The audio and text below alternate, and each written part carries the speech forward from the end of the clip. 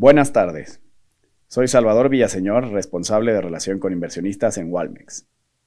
Gracias por unirse para revisar los resultados del tercer trimestre de 2024. Hoy conmigo está Ignacio Caride, presidente ejecutivo y director general de Walmart de México y Centroamérica. Dolores Fernández Lobe, nuestra CMO de México, y Paulo García, vicepresidente senior de Administración y Finanzas. La fecha de esta transmisión es 23 de octubre de 2024. La transmisión de hoy está siendo grabada y permanecerá disponible en www.walmex.mx. Antes de comenzar, quiero recordarles que esta transmisión es propiedad de Walmart de México S.A.B.D.C.B. y está dirigida a los accionistas de la compañía y a la comunidad inversionista. Las referencias que se hagan en esta transmisión respecto al futuro desempeño de Walmart de México S.A.B.D.C.B. deberán considerarse como meras estimaciones que de buena fe ha realizado la compañía.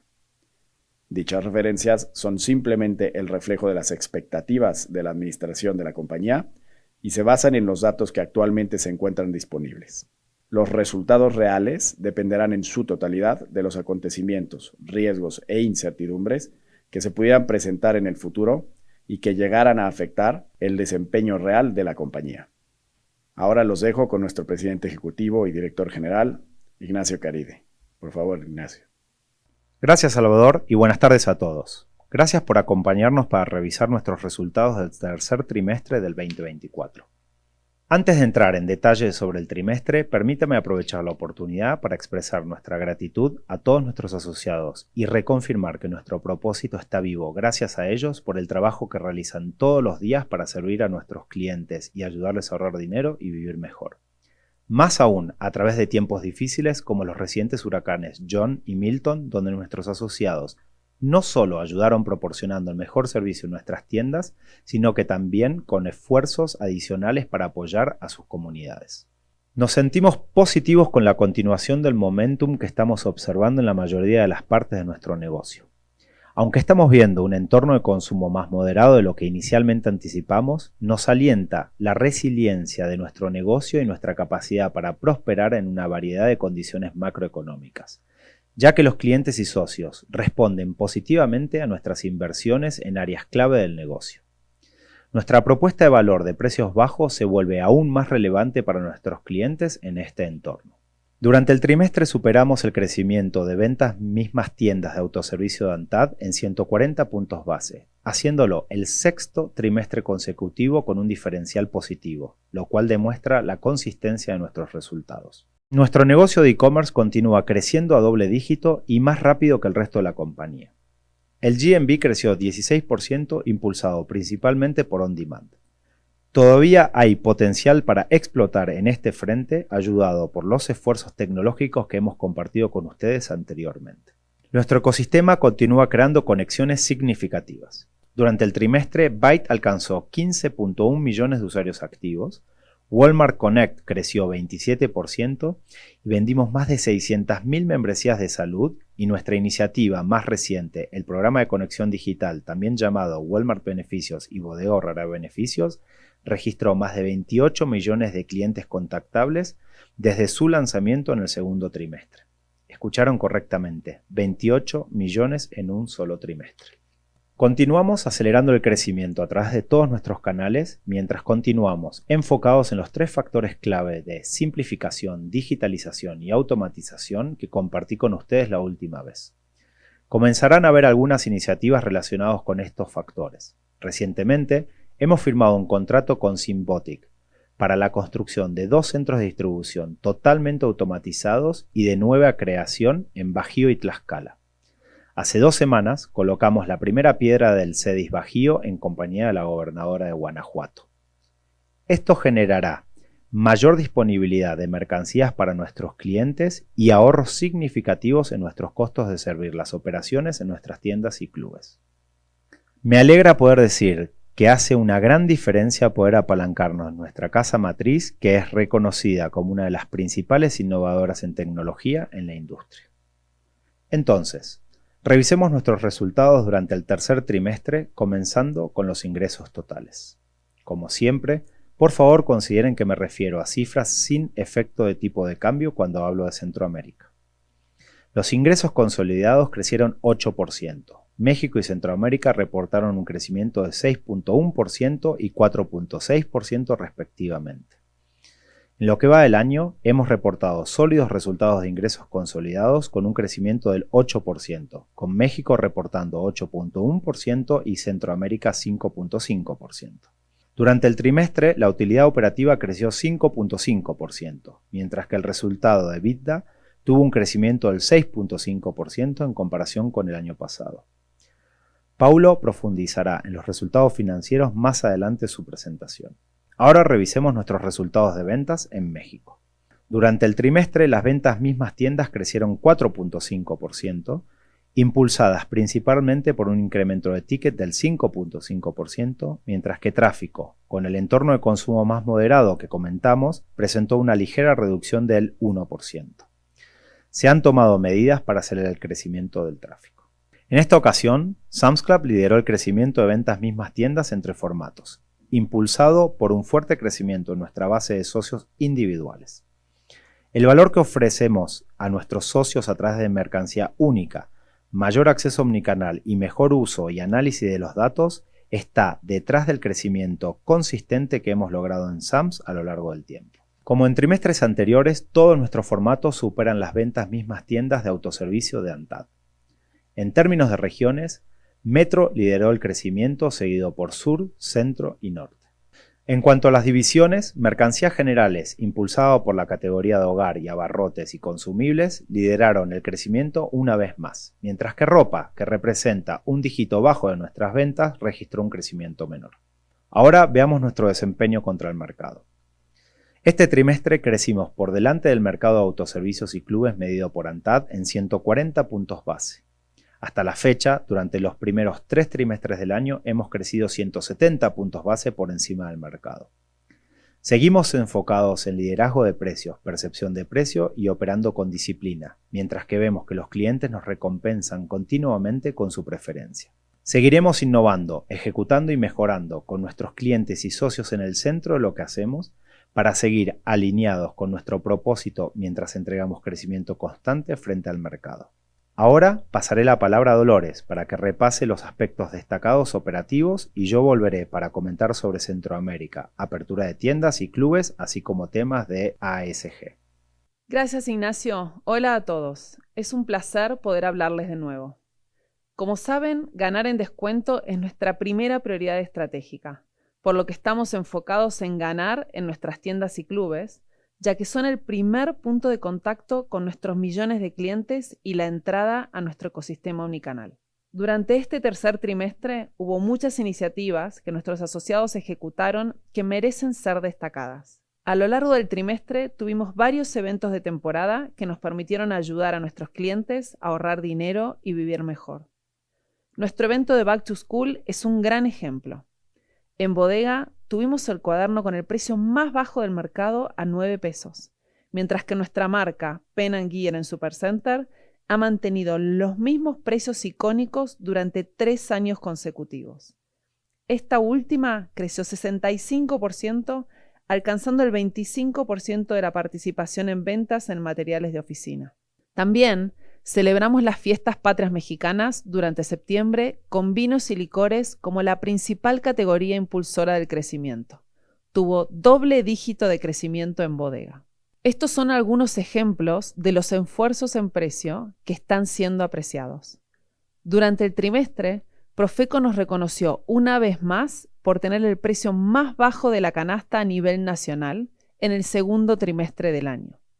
Walmart Express continúa con mejores resultados como en los trimestres anteriores, gracias a las iniciativas en experiencia de cliente, catálogo y perecederos, como los panaderos y carniceros premium en tienda. También es importante que nuestros clientes conozcan estos esfuerzos. Durante el trimestre, lanzamos una nueva campaña de medios para Walmart Express a través de televisión, radio, canales digitales y cines, centrándonos en estas mejoras. Hay otras 2 acciones en nuestras tiendas que quiero compartir con ustedes hoy. La primera es que tuvimos disponibles más de 100 SKUs de la licencia Harry Potter en varias categorías, como equipaje, accesorios para mascotas, ropa, juguetes, entre otros. Tuvo resultados asombrosos y muy buena aceptación. Vimos incluso a clientes visitando nuestras tiendas disfrazados. La segunda fue el lanzamiento en 25 tiendas del formato grande de nuestro concepto Prichos, todo por menos de 22 pesos dentro del piso de ventas de la tienda, lo que resultó en un incremento de ventas del 100% en productos de Prichos y con un incremento en tráfico en nuestras tiendas de más de 400 puntos base. Continuamos buscando formas más eficientes de hacer nuestro trabajo diario que nos permitan avanzar aún más rápido a través de la simplificación, digitalización y automatización. Y quiero compartir 2 ejemplos con ustedes.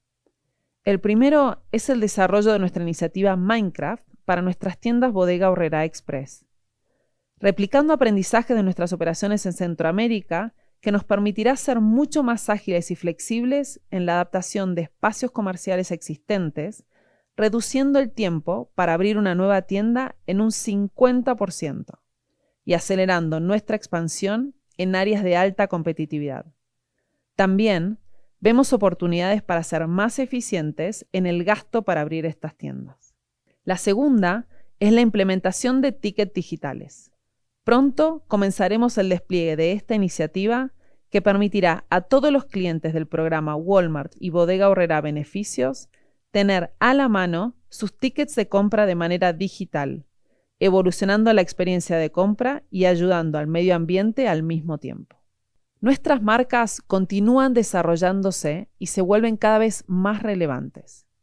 Members Mark sigue siendo un factor importante para la renovación de membresías, ya que la mayoría de los miembros que compran Members Mark renuevan sus membresías año tras año. Durante el trimestre, la penetración de ventas de Members Mark incrementó cerca de 100 puntos base en comparación con el año pasado, mientras que la penetración de nuestras marcas en autoservicios también incrementó más de 30 puntos base en comparación con el año anterior. Hemos visto buenos resultados de los productos lanzados para eventos de temporada que continuarán durante el próximo trimestre. La penetración de nuestras marcas a total compañía incrementó 50 puntos base año contra año. Ahora, pasemos a nuestra segunda prioridad estratégica, ser líderes en omnicanal, y veamos nuestros resultados de e-commerce. Durante el tercer trimestre, el GMV de e-commerce creció 16%, impulsado por On Demand, representando el 6.8% del GMV total en México. En cuanto a nuestro negocio On Demand, apuntamos a seguir mejorando los niveles de servicio para nuestros clientes. Terminamos la implementación en 30 unidades de 3 estados de nuestro servicio de entrega en 90 minutos pronto en Sam's, con más de 16.000 órdenes entregadas en menos de 2 horas. Además, finalizamos la implementación de Glass en el 100% de nuestros formatos, Walmart Supercenter, Express, Sam's y Bodega, mejorando la experiencia de navegación y compra al rediseñar la interfaz entre aplicaciones y sitios web. Walmart Pass continúa mostrando resultados positivos al tener un crecimiento del 23% de usuarios activos durante el trimestre. En lo que respecta a catálogo extendido, nuestro marketplace creció 10% en comparación con el tercer trimestre del 2023, impactado por una menor conversión y un menor crecimiento en categorías de mayor relevancia en nuestro portafolio, como computadoras y móviles. Estamos utilizando CRM para atender los carritos abandonados y mejorar los niveles de conversión que vimos en el trimestre. Walmart Fulfillment Services sigue siendo un factor clave para ofrecer los mejores niveles de servicio a nuestros clientes de Marketplace a través de nuestra red logística. En comparación con el mismo periodo del año pasado, el número de SKUs vendidos y entregados a través de WFS incrementó más del 50%. Continuamente nos estamos esforzando por mejorar la experiencia del cliente en todos los procesos, incluyendo las devoluciones. Recientemente hemos introducido 2 iniciativas para catálogo extendido con el fin de lograr este objetivo. La primera, Omni Returns, permite a los clientes devolver cualquier producto de 1P en cualquier tienda Walmart en cuestión de segundos. Y la segunda iniciativa, Payment Gateway, ha sido implementada en los supercenters. Esto permite a los clientes que eligen pagar en la tienda que cuando soliciten una devolución se respete su método de pago original en lugar de ser reembolsados en efectivo. Estas iniciativas enfatizan nuestra dedicación a mejorar continuamente la experiencia de nuestros clientes con el objetivo de proporcionar un servicio conveniente y sin complicaciones. Permítanme ahora pasar a nuestra tercera prioridad estratégica de ser el ecosistema preferido. Byte continúa creciendo a un ritmo rápido y alcanzó 15.1 millones de usuarios activos, casi duplicando el número del mismo trimestre del año pasado. Seguimos expandiendo nuestros canales de venta para llegar y ayudar a más clientes a tener acceso a Byte. Como hemos compartido anteriormente, Byte ya es un negocio rentable, a pesar de que seguimos en la fase de crecimiento de la vertical. Nuestro enfoque es hacer crecer el negocio de Byte e incrementar la frecuencia y el ticket promedio de sus clientes, contribuyendo así al ecosistema completo. En soluciones financieras, este trimestre otorgamos cerca de 170.000 créditos, por arriba del 30% más que el mismo trimestre del año pasado. Además, durante el trimestre, gracias a la implementación de Glass en bodega, ahora podemos usar Cashi como método de pago para despensa a tu casa, nuestro negocio de on-demand de Bodega Aurrerá. Continuamos trabajando para lanzar Cashi Open Loop. Hemos enfrentado algunos retrasos relacionados con ciertas autorizaciones y desarrollos tecnológicos, pero seguimos avanzando, ya que hoy ya lo estamos probando a través de nuestro piloto de prueba con Family and Friends. Walmart Connect reportó un crecimiento de ingresos del 27% en comparación con el año pasado, implementando un 26% más de campañas en comparación con el tercer trimestre del 2023. Durante el trimestre, celebramos nuestro evento de Walmart Connect Experience, marcando el inicio de la planificación de inversiones de los anunciantes para el 2025, con más de 600 asistentes compartiendo los últimos vehículos publicitarios. Como mencionamos anteriormente, en el segundo trimestre lanzamos Walmart Luminate, que es una herramienta de colaboración y monetización para nuestros proveedores, con datos compartidos y una visión más clara del cliente, la tienda y el comercio electrónico. Una parte importante de nuestros principales proveedores, junto con nuestros equipos de categoría, ya están co-creando casos de uso de impacto para servir a nuestros clientes. En nuestro negocio de salud, este trimestre vendimos más de 600.000 membresías de salud, más del doble de la cantidad lograda en el mismo trimestre del año pasado, y alcanzando más de 1.6 millones de membresías en el año. Estamos muy orgullosos de cómo está evolucionando esta vertical, ya que ciertamente está alineado con nuestro propósito de ayudar a las personas a ahorrar dinero y vivir mejor a través del acceso fácil y de bajo costo a servicios de salud. Finalmente, como recordarán, el trimestre pasado lanzamos nuestro programa de conexión digital llamado Walmart y Bodega Aurrerá Beneficios, donde los clientes registran su número de teléfono móvil cada vez que realizan una compra física o digital. Para nosotros, esto nos ayuda a conocer mejor a nuestros clientes y crear una experiencia única, además de personalizar nuestros esfuerzos de marketing de acuerdo a sus hábitos de compra, mientras ofrecemos ahorros significativos y beneficios a través de nuestros aliados. Todavía es un poco temprano para comenzar a compartir los hallazgos del programa y el conocimiento del cliente adquirido en términos de interacción del ecosistema entre verticales, frecuencia, tamaño de ticket, entre otros. Pero quiero compartir con ustedes que hemos visto una buena aceptación inicial del programa, con 28 millones de clientes contactables hasta ahora. Por clientes contactables nos referimos a clientes que compartieron sus números de móvil con nosotros e hicieron al menos una compra en nuestros formatos de Walmart y Bodega, permitiéndonos informarles sobre nuestros precios bajos, misiones de compra personalizadas y verticales del ecosistema.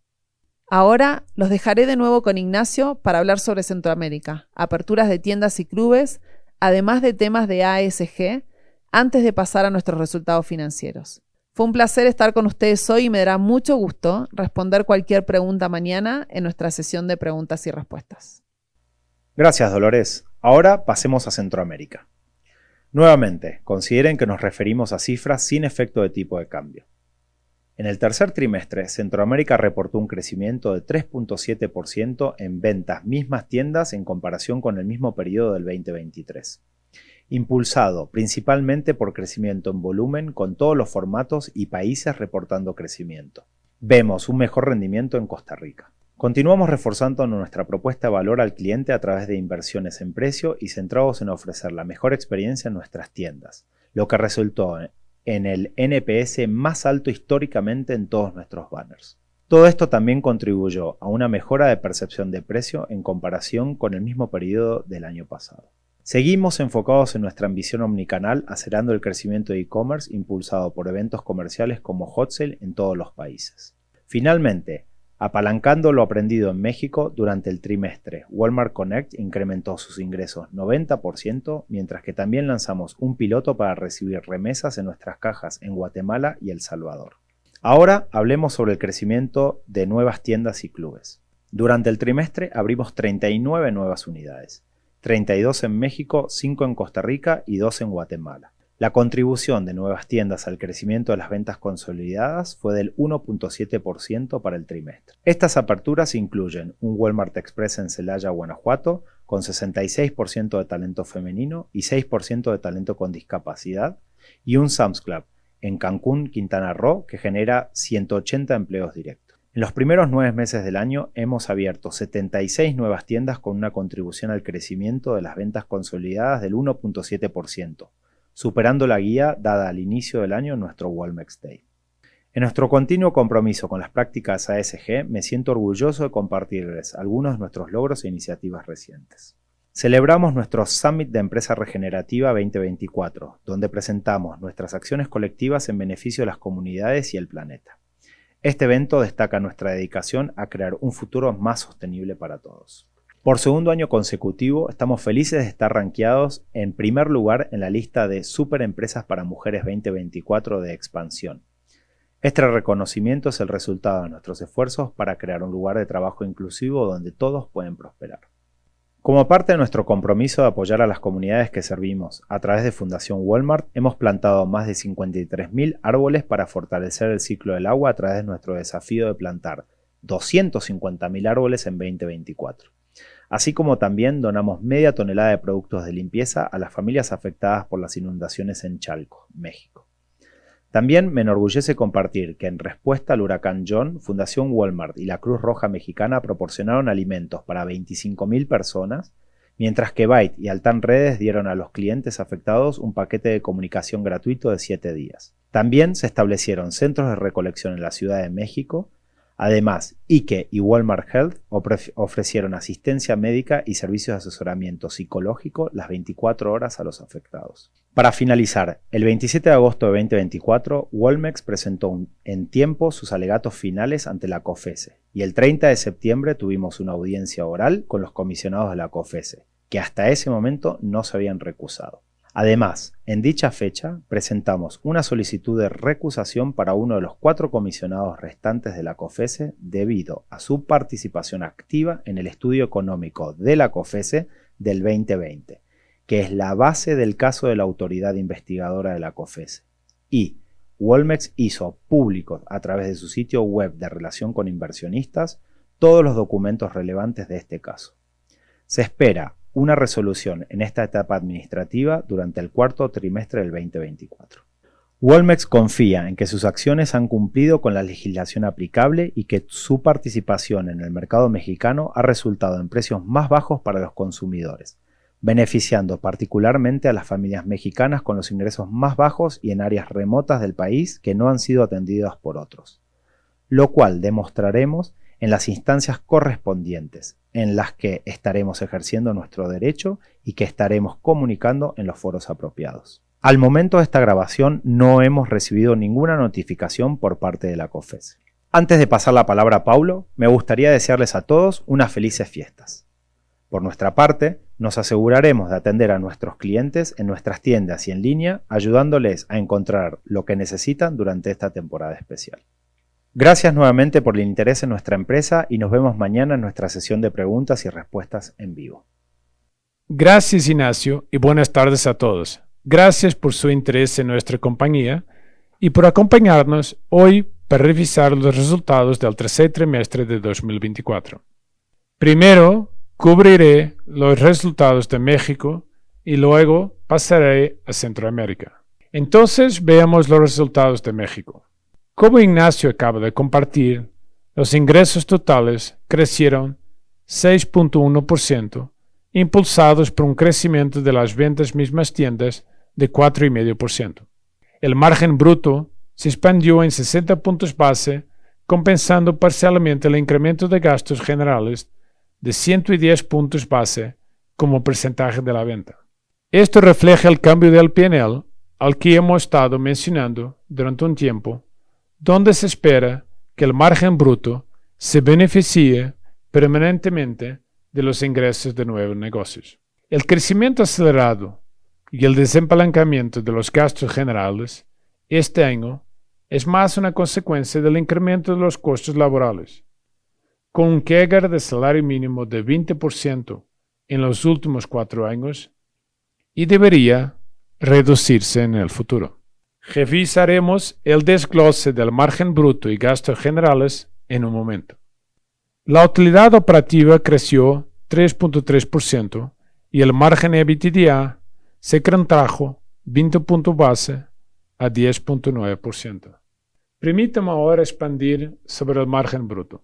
Durante el trimestre tuvimos un beneficio de 60 puntos base impulsado por la contribución de nuevos negocios que se incluyen Walmart Connect, Byte, servicios financieros, entre otros, con una mejora de 30 puntos base.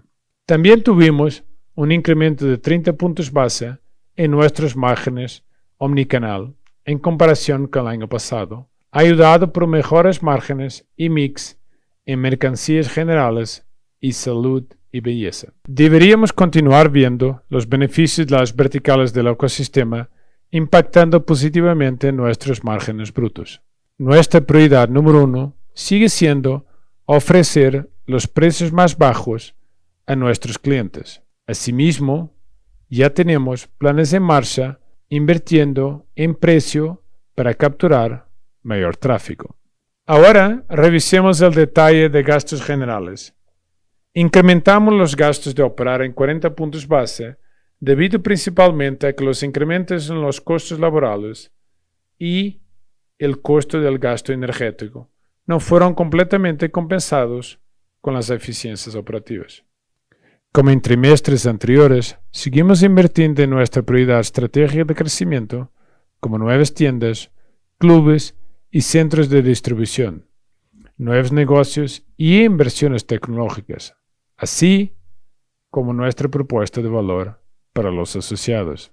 En conjunto, estas inversiones de crecimiento impactaron los gastos en 70 puntos base. Ahora, revisemos los resultados de Centroamérica. Por favor, consideren que en esta slide me referiré a cifras sin efecto de tipo de cambio. Los ingresos totales incrementaron 4.6% en comparación con el año pasado, impulsados por un crecimiento de ventas mismas tiendas del 3.7%. El margen bruto mejoró 20 puntos base a 24.8% de los ingresos. Continuamos reforzando la propuesta de valor a través de inversiones en precios que fueron más que compensadas por la aceleración de Walmart Connect y beneficios logísticos. Los gastos generales representaron el 18.2% de los ingresos, incrementando 10 puntos base en comparación con el año pasado debido a inversiones de crecimiento para apoyar la aceleración de e-commerce, nuevas tiendas y nuevos negocios, que fueron parcialmente compensadas por eficiencias laborales. Los resultados mencionados anteriormente y beneficios de otros ingresos resultaron en un crecimiento de utilidad operativa por encima de las ventas de 7.1% y un margen de EBITDA del 9.4%, expandiéndose 10 puntos base en comparación con el año pasado. A nivel consolidado, los ingresos totales incrementaron 8%, beneficiándose de un peso más bajo, con las nuevas tiendas contribuyendo 1.7% al crecimiento total, una vez más superando la guía proporcionada en nuestro Walmax Day. El margen bruto se expandió 50 puntos base a 24.9% y los gastos generales crecieron 14.6%. La utilidad operativa creció 5.5% año contra año, con margen de 8.1%. Finalmente, el margen EBITDA se contrajo 20 puntos base a 10.6%, mientras que la utilidad neta consolidada disminuyó 5.1%, con margen neto del 5.6%, esto último impactado por una liberación de provisiones fiscales en Centroamérica el año pasado. En los primeros 9 meses de 2024, reportamos un sólido conjunto de resultados con crecimiento consolidado por delante del mercado, incrementando 8% al mismo tiempo que reportamos un crecimiento de EBITDA del 8.1% con una margen del 10.6%. Ahora veamos el balance general. El efectivo disminuyó 2.9% en comparación con el mismo trimestre del 2023. Veremos las fuentes y usos del efectivo en la siguiente slide. Los inventarios crecieron 12.6% por encima del crecimiento de las ventas debido a la preparación para las campañas de fin de año y las menores ventas en ciertas categorías durante el trimestre. Vemos una oportunidad para mejorar los días de inventario, incrementando aún más nuestros retornos de manera estructural. Y finalmente, las cuentas por pagar crecieron por debajo de las ventas, reportando un 7.6% de crecimiento año contra año. En los últimos 12 meses, generamos 90.7 mil millones de pesos en efectivo, invertimos 33.8 mil millones de pesos en proyectos de alto retorno para continuar desarrollando nuestra estrategia y acelerar el crecimiento, mientras pagamos 17.4 mil millones de pesos en impuestos. Devolvimos 33.4 mil millones de pesos a nuestros accionistas en forma de dividendos, en línea con nuestra práctica estándar de entregar cualquier exceso de efectivo por encima de nuestro 40% de pago ordinario de dividendos. Nuestro capital de trabajo para el periodo requirió 7.3 mil millones de pesos debido al incremento en inventarios mencionado anteriormente. En resumen, nuestra posición de efectivo terminó el trimestre en 48.5 mil millones de pesos. Para concluir, me gustaría enfatizar los 3 mensajes claves del trimestre. 1. Extendimos nuestro momentum de crecimiento frente al mercado con un crecimiento de 140 puntos base por encima de las ventas mismas tiendas de autoservicio de ANTAD. Continuaremos trabajando para mejorar nuestra propuesta de valor y asegurar la lealtad de los clientes. Número 2. Hemos estado incrementando inversiones como nuevas tiendas, clubes, centros de distribución, nuevos negocios, e-commerce o tecnología, siempre asegurándonos de entregar los mejores retornos en su clase. Seguiremos invirtiendo con el objetivo de equilibrar el corto y largo plazo para posicionar a nuestra compañía para un éxito continuo. 3. Continuamos creciendo nuestro ecosistema a medida que mejoramos el conocimiento del cliente, ofreciendo mejores soluciones a las necesidades de nuestros clientes mientras construimos negocios con márgenes incrementales. Gracias nuevamente por su interés en nuestra compañía. Estaremos disponibles para responder a las preguntas que puedan tener mañana, esta vez a las 3 de la tarde de la hora de Ciudad de México, en nuestras sesiones de preguntas y respuestas en vivo. Pueden contactar a nuestro equipo de relación con inversionistas si tienen alguna pregunta sobre cómo conectarse a la llamada. Hello, everyone. I'm Salvador Villaseñor, responsible for investor relations at Walmex, and I want to thank you for joining our live Q&A session following our third quarter 2024 earnings release, which were published yesterday evening. Joining me today is Ignacio Caride, President and CEO of Walmart de México y Centroamérica, Dolores Fernández Lobe, our CMO, and Pablo Garcia, our CFO. We will make every effort to answer as many questions as we can in the 45 minutes we have scheduled for this call. We kindly ask you to limit yourself to one question as courtesy to others. Now I will pass over to Ignacio for his initial remarks before moving on to the first question. Please, Ignacio. Yeah, thank you, Salvador, and hi, everyone. Thank you for joining us. Let me start by saying I'm happy with the resilience of our company and continue gaining market share against the industry, even though we are in a decelerating consumer demand. But overall, the ecosystem is doing very well. We keep accelerating with Byte, reaching more than 15 million customers, Connect, and very, very happy with the first numbers we are sharing with you with Walmart Beneficios and Bodega Beneficios. But overall, let me say I'm not very happy with the performance of the quarter, but I have the confidence that we are going to win again the Q4 season. And our top priority as a company is to continue gaining market share. I'm very confident with the team and all the actions we are taking towards the high season.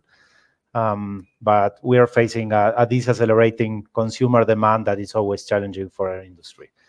But overall, happy with the resilience of our business. So with that, let me start taking questions. We will now start the Q&A session.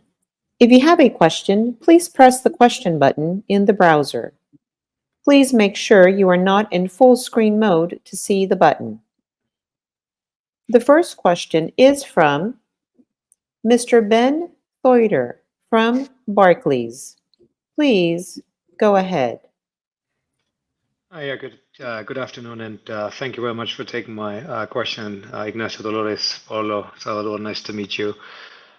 Ignacio, let me maybe take it off from your very honest opening remarks you just shared with us as to you're not happy with the performance, right? I mean, it was clear in your tone and the way you presented this.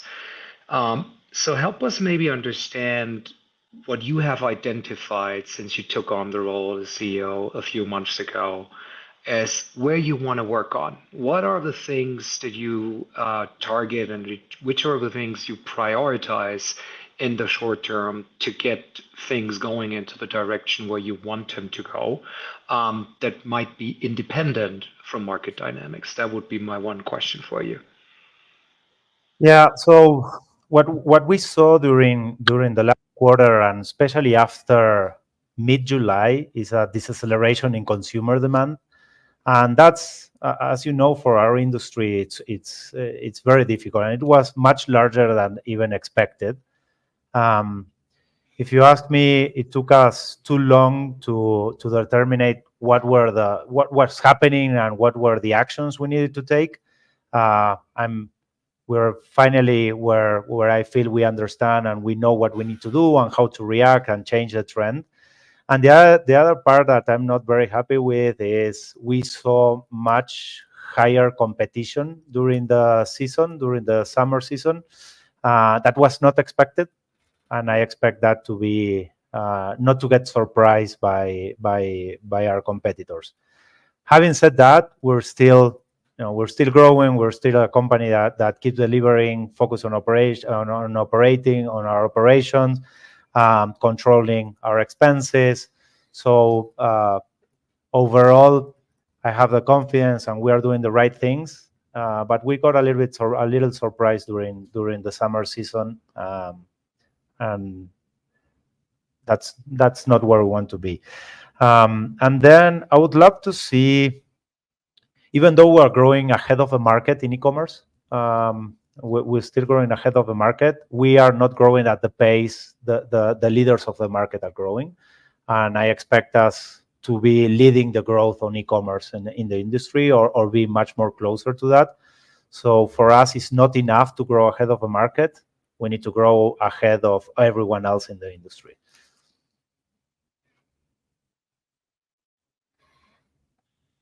Thank you very much. Thank you very much for your question. Our next question is from Mr. Andrew Rubin from Morgan Stanley. Please go ahead.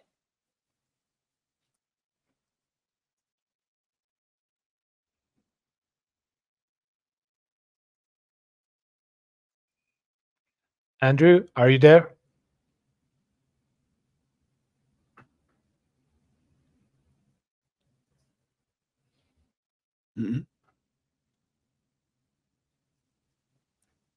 Our next question is from Mr. Alejandro Fuchs from Itaú BBA. Please go ahead. Hola, Ignacio, Paulo, Dolores, Salvador. Thank you for the space for questions. I only have one brief one, if I may. My question is on the new identified customers of the Beneficios program, right? 28 million customers for 1 quarter seems pretty massive. So I wanted to ask how do you think this is going to be adding value to the flying wheel in the ecosystem that you are creating, and how do you see the profitability of this going forward, and how this is going to add? Because I would imagine that you expect this to continue to grow materially. So I wanted to ask you, how do you see this Beneficios program adding to the ecosystem overall? Thank you. Thank you for your question. Look, we are very, very happily surprised with the engagement our customers are having with Walmart and Bodega Beneficios. The important part of this is it's just the beginning of something that we expect to be very, very important for us going forward. If we consider top of the funnel, we are onboarding customers and starting to get a lot of data of customers, especially of customers that in the past were unknown for us because they were paying in cash, and it's very difficult to understand their consumer habits. This will unlock a huge amount of data that we will be able to leverage, not only us, but together with our suppliers, to understand consumer trends, to understand the connection between the whole ecosystem we are building, and will allow us to build better services, better products, better pricing for the customers, understanding the consumer trends. So this will unlock a lot of value into the future. It's important to say we just started. This started 3 months ago, so we're still in the early stages. So the benefits is going to be very important into the future. But already starting with 28 million customers joining the program and hundreds of thousands of customers joining the program every single day, give us a lot of confidence that all the insights we will get in the future will add a lot of value to our business. Maybe just to build, if I may, Alejandro, to your question on the flywheel, ultimately it needs to translate, of course, to incremental sales. Alejandro, that's also the reason why we're doing it. And of course, that's incremental sales will come with higher tickets and increased frequency for customers that will be part of this program. As Ignacio said, it's a very offer for a good start. And it's been easy to get the traction because it's only about giving the mobile number.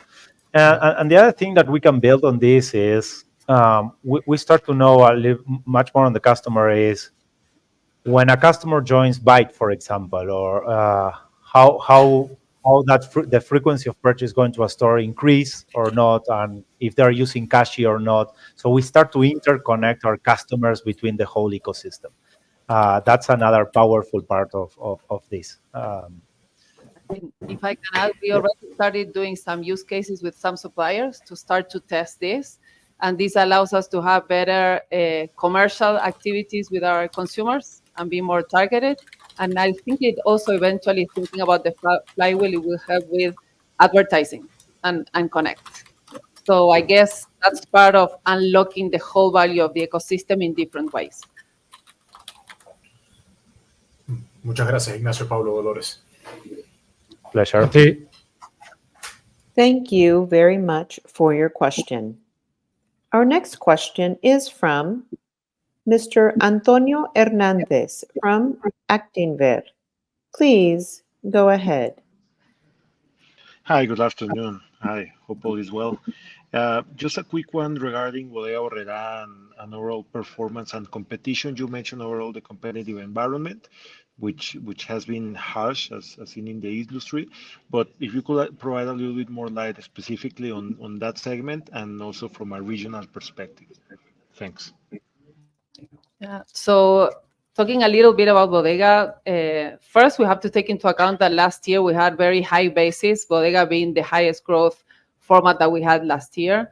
Second, when we talk about traffic, what we saw is, as we mentioned before, a lower consumer demand. And Ignacio already mentioned that the summer season this year was very promotional, right? So what are the things that we have been doing to connect with that is investing in unit pricing. One of the things we've realized with the Bodega customer is not only thinking about having the lowest prices, but having the prices that our customer can afford. So we have been investing a lot in going to the unit pricing, investing in increasing our competitiveness. So those are the things that we think will help accelerate again the growth in Bodega. So, and regarding the competition, we keep investing in this format. Bodega is our vehicle for growth. We keep opening stores, and the Bodega Aurrerá Express, which is our proximity format, we keep opening stores, keep increasing our market share, and we see those as vehicle for growth in this competitive environment. Perfect. Thanks a lot and have a nice day. Thank you very much for your question. Our next question is from Mr. Ulises Argote from Santander. Please go ahead. Hi, everyone. Thanks so much for the space for questions. I had just one quick one here. So on your remarks from the webcast yesterday, you mentioned kind of some initiatives there that you were looking to implement to accelerate traffic growth. So I was wondering if you could give us a bit more color on that, maybe to the extent that you can, obviously, and in which format maybe you had the biggest impact around those traffic trends. Maybe tied to that, if you can just comment if you're already seeing some sequential improvement in traffic, maybe just normal dynamics, or maybe some of these initiatives. Thank you. Yes, I would start with talking about some of the biggest initiatives. One is regarding the high and lows in the market that we have seen during the summer season. So one of the things we are doing is investing in price to make sure we have the best competitive price in the units, right? So we know our customers prefer to buy only one unit instead of 4 or 3 because of the affordability. So we are making these plans. We started 1 month ago already, and we start to see the first numbers of increase in traffic in these programs that we are putting in place to invest in unit price. And the other activities that we are doing and initiatives is regarding the proximity. So investing in our Bodega Aurrerá Express to make sure we get all the traffic. We have seen increases in the proximity market now in Mexico to make sure we have the best prices and the best value proposition to compete in that space. And in another aspect that we have talked in the past regarding Walmart Express and the more premium stores and the clustering we have been doing, we have already invested in the past in experience, in fresh, and in more premium items. And we have seen in the past months already that the penetration of those premium items in the basket of our customers and the traffic in those formats like Walmart Express have been giving the first good indication that the customers are liking the new value proposition that we are putting in our supermarkets. Gracias, Dolores. Very clear. Thank you. Thank you very much for your question. Our next question is from Miss Irma Scars from Goldman Sachs. Please go ahead. Yes, thank you. I was just curious to drill down a little bit into the consumer demand comments that you made, and I think there was some comment also in the release that the inventory level that was a little bit higher than perhaps you had also wanted to finish the quarter at was related to some slower demand in certain categories. So I was wondering if you could characterize a little bit where you're seeing most of that weakness. Is that at the lower end of the consumer, and is it specifically in the discretionary categories?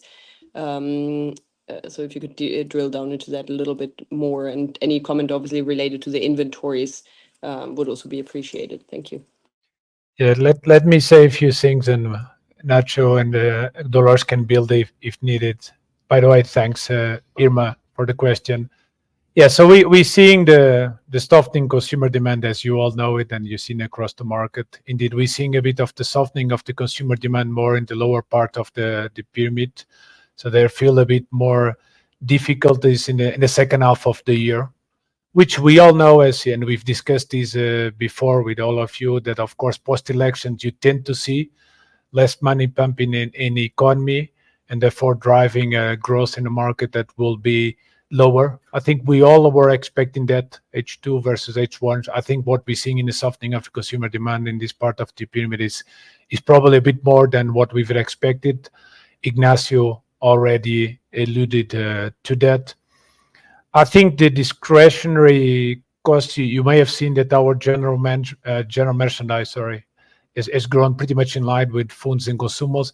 It very much depends on categories here. We actually have seen the electronics categories where we tend to be very strong, particularly mobiles and laptops, to some extent here and there a few others. Had been categories that has not been as growing as they've done in the past, and as you know, we still are somewhat dependent on some of these categories. So this is something that we've seen, but we still expect a strong Q4 season and fin irresistible. We're still positive about that. As you know, the consumers are more and more savvy, and they are waiting for the big season to do these big shopping baskets or items, so to speak. So I think that's something that we are confident in, and connects with what Ignacio said at the outset of this call, Irma. So we take hope, we take a positive from that. Yeah, let me just complete that we saw at the same time elections, the change in consumer trends, and then the change in exchange rates. And that has affected pretty fast on certain type of items where we tend to lead, high ticket items where we tend to lead. So that generated a little bit of a contraction in demand, especially in e-commerce, where we overrepresent those categories in our e-commerce offering. So all of that got together in the same quarter. Yeah, makes a lot of sense. Thank you.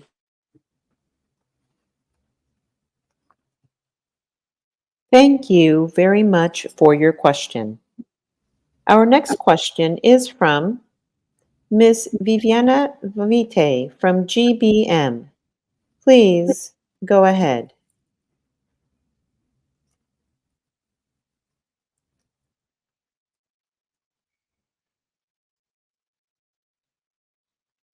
Hola, Vivian. Vivian? ¿Estás ahí?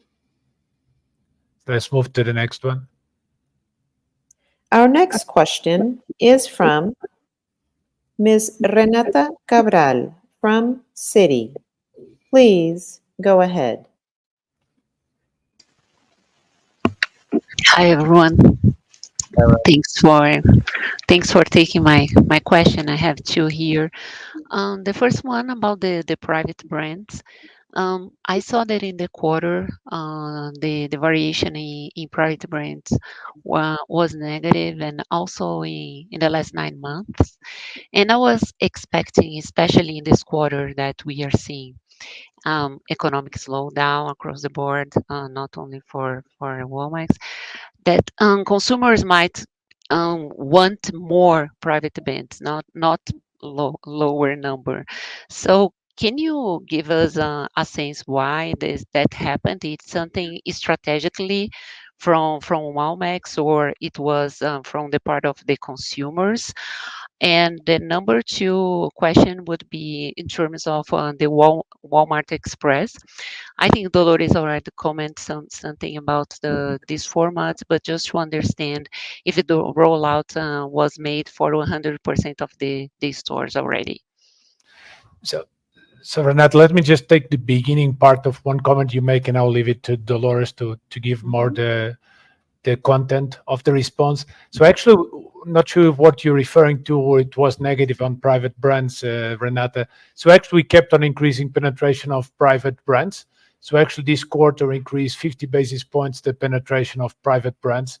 We increased 100 basis points in SAMs and 30 basis points in self-service, in line with our strategy. We can always do more, but we definitely have been increasing. And I will pass the baton to Dolores so that she gives a little bit more on the content of the things we're doing and the things that we still want to do going forward. Yeah, adding to what Paulo just mentioned and connected to your comment, yes, of course, the customer in this timing, they look for more private brands. So with everything, all the launches and the new products that we've done, we've seen that reaction from the consumers. We have increased 50 basis points overall. But when you go look at some key categories like milk or toilet paper and so on, where private brands are really important, in those categories, you might have seen like increases of 100 or 200 basis points. So we keep consistent with our ambition to reach mid-20s private brand penetration in our business. So we keep working on quality. We keep working on having the brand attractiveness with the consumers. We keep launching new products and innovation and renewing the image of our private brands. So we keep consistent growth. We always want to do more. We can do more, but we are growing and the customer is responding well to that. No, thank you so much. Just to follow up here, no, you make a lot of sense. And actually, I have not mentioned that I was referring to Central America, actually. For Mexico, make a lot of sense. Sorry. Okay. And just thanks. Connecting to Walmart Express and the second question you made, I mentioned some of the things that we've been doing and the initiatives we have planned. I could tell you that we have around 70 to 80% of the whole plan that we have in place for Walmart Express. So we're not there yet because there are some changes that are related to people, associates in the stores or infrastructure. So those are the ones coming later on. But what we have seen is that all the new products and premium items that we have included in these clusters and some of the learnings we have done in Walmart Express, most probably we will replicate to other stores and Walmart supercenters because they have been really successful. So good news there, still 20 to 30% of the plan to be implemented regarding infrastructure and service in the stores.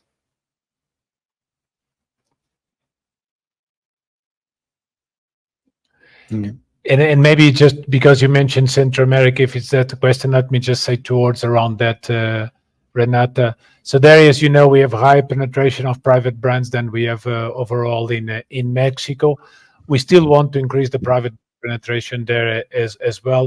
In this particular quarter and recently, you've seen a little bit of a reduction of participation because there's been promotional activity very strong, particularly in Costa Rica from A brands, and that across the market. And of course, that's something that also we had to ensure that we had the lowest prices there, and therefore there was a little bit of exchange or trading between the private brands and A brands. But strategically, the intention is the same, and we're doing a lot of the same things in Central America that we've been doing in Mexico, and we have just slightly higher penetration there. Thank you so much for the color. Make a lot of sense. You're welcome. Thank you, Renata. Thank you very much for your question. Our next question is from Mr. Jorge Izquierdo from BTG Pactual. Please go ahead. Hi, everyone. Thank you for the space for questions. A quick one from my side. Marketplace GMV grew 10%, but sellers increased 60% and SKUs 50%. Maybe if you could provide some color on what explains this difference, please. Thank you very much. Yeah, great. One of the things we have mentioned, the ambition that we have to keep accelerating the growth in our digital business and our marketplace. That's what we are doing with, as you mentioned, we have increased a lot our assortment, we have increased a lot our sellers. Part of what we've seen as a slowdown during this quarter in marketplace has to do with what Ignacio mentioned and Pablo mentioned at the beginning. We have over-indexed in tech categories. We have seen a slowdown during this quarter. But what I could say is that we have invested in the basic, we have invested in technology and in the platforms to make sure we have the right service for the sellers and for the consumers in the future. But the slowdown and the 10% that you see there has to do a lot with the categories where we over-index. We know we have a depth where we have to grow in developing the rest of the softline categories and the long tail in order to reach the growth and the ambition that we have. But that's the difference between assortment, sellers, and the growth that we see overall in the quarter. Very clear. Thank you very much. Thank you very much for your question. Our next question is from Ms. Irma Sgarz from Goldman Sachs. Please go ahead. Yeah, thanks for allowing me a follow-up question. I was curious with the implementation of the Project Glass now pretty much, I think, finalized or in the final stages.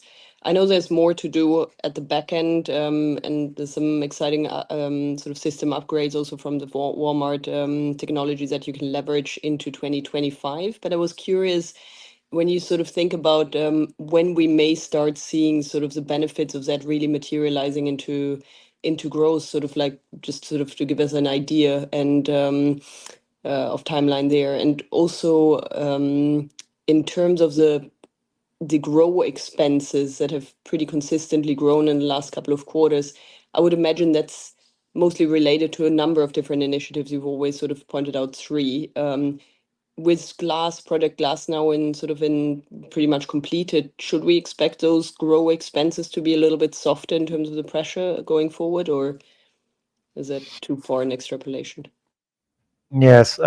So as you know, migrating tech platforms it's quite costly. It takes time, a lot of time, and a lot of dedication. We're very happy that we finalized the front end part of the migration with Glass, and we started already migrating the back end part. Walmart is already migrated with what we call WCP, Walmart's commerce platform. And again, the vision with this is we're moving into exactly the same tech platform as in the US. So you will expect us in the following quarters and during next year to start seeing improvements in the usability and the functionalities of our technology. And basically, you can see the future if you go into the US site or apps. So it's not a secret. That's our roadmap. Things like unifying our hallway, for example. Today in our app, when you get into our app, we will ask you if you want to do groceries or you want to do extended assortment. Those type of things will be eliminated, reducing one of the frictions we're having in our platforms right now. So we will keep investing in here. The job is not done yet, but we are much closer than before, and several milestones were completed during the third quarter. During fourth quarter, we turned to decelerate a little bit this because we are focused on the season and we don't want any disruption and lose of focus. And then Q1 will start again accelerating all the migrations that are pending. In terms of cost, I will let Paulo give you a little bit more color on this. Yeah, and I think just building on that, I think you'll see the full potential of all these things more towards the end of next year, Irma, to your point. I think on the expenses and the point you were making, yes, it's a relevant expense, Irma, but what you've just said probably is a little bit of an extrapolation. So you see now that our SG&A is increasing by different areas that we've been investing, whether it's been an AVP, whether that's actually just the results of minimum wages salaries that they've been increasing around 20% year on year. Also, the acceleration that we're doing with new stores, investment in new stores and remodeling of the stores. I think a lot of that is there to say, because our strategy is a growth strategy, and our sorry, it was a Zoom invitation. And our strategy is a growth strategy, and our two key promises to the market is about our growth to the market and the fact that over that period, the next 10 years, we want also to improve our returns. And that's also what we want to ensure that tends to happen. I think going forward, you should look for next year and going forward, where you probably you'll see a slowdown, and I alluded to that before, but also in the webcast, tends to be with the labor costs. Labor costs are not expected to grow any longer around 20% year on year in terms of minimum wage salaries. They probably will be hovering around 10% or so. So I think that will help in terms of what we'll see in terms of the growing the expenses. At the same time, because it goes connected with that we've been building an ecosystem that some of you see part of that reflected in the expenses, but you see a lot more than that contributed to the improvement of the gross margin. And there is an important, Irma and all of you, that you actually look at the gross margin improvements in two different ways. One is that the contribution that we are there to see permanently from the new businesses, whether it's Connect, Byte, or others. And that's that which is an advantage that we have versus the other competitors, certainly versus the brick and mortar competitors, which we can use to reinvest back in the business or put it back into the P&L. I think that's important also when we look at the gross margins improvements, because I think we need to look at our P&L in a slightly different manner that we have done in the past. Hope that helps, Irma. Yeah, absolutely. Thank you. You're welcome. Thank you very much for your question. Our next question is from Mr. Andrew Rubin from Morgan Stanley. Please go ahead. Apologies for the technical difficulties. Thanks for letting me back in the queue. I was hoping to dig in a bit further on pricing. So we saw that the price perception gap narrowed, and I'd like to better understand. You've mentioned in the past how you see your price gaps. Is the price perception an issue of pricing, or is it marketing? Is it how consumers view your pricing? Trying to better understand the lever for how that can improve again, and maybe it relates, Paulo, on the gross margin. We've seen the gross margin expand. Part of that is new business, but trying to understand how you think about just purely reinvesting back into price as a lever to drive gross profit. Thank you. Let me just make one or two statements, and I'll pass the baton to Dolores to actually give you guys again a bit more content on the price perception. I think it's important to say, we've said that in the previous live Q&A, we said it as well in the webcast script.